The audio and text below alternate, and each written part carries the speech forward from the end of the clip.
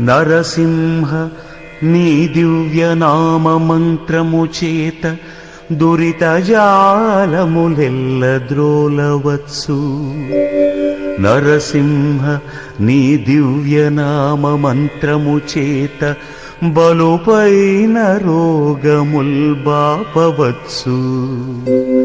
నరసింహ నీ దివ్యనామ మంత్రము చేత రిపు సంఘముల సంహరింపవచ్చు. నరసింహ నీ దివ్యనామ మంత్రము చేత దండహస్తుని బంట తరుమవచ్చు. బళిర నేనీ మహామంత్ర బలము చేత దివ్య వైకుంఠ పదవి సాధింపవచ్చు. భూషణ వికాస శ్రీధర్మపుర నివాస దుష్ట సంహార నరసింహ దురిత దూరా.